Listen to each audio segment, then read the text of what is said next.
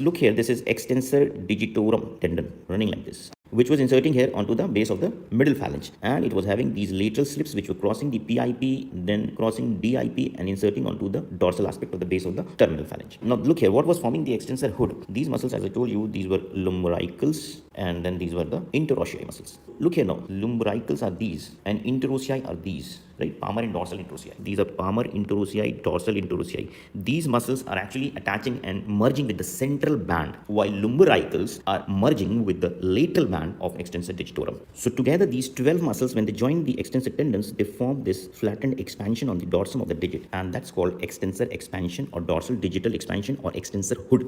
After there is a breach here, the central tendon, when it's get detached, this you can see is the detached portion of the central tendon. Now what happens is this, the lateral bands of the extensor digitorum, they will flex the terminal phalange or the distal phalange on the dorsal side, and which actually will lead to extension of the terminal IP joint, distal IP joint. Now because this PIP, here this is PIP, where the central tendon has broken, now this will be acted upon by these 12 muscles, remember, especially the lumbricals, because lumbricals were being attached onto the lateral bands of the extensor digitorum. Plus there will be this long tendon, can you see what is this tendon? This is the tendon of flexor digitorum profundus, as well as there will be tendon of which is attached here onto the middle phalange, and that is flexor digitorum superficialis. These two muscles will have unopposed action on the PIP and will cause hyperflexion of the proximal interphalangeal joint. And also now look here at this point, this is metacarpophalangeal joints. Now at the metacarpophalangeal joints, because the central tendon has lost its grip, so now the tendons reaching onto the proximal phalange from the lateral side will also pull it this way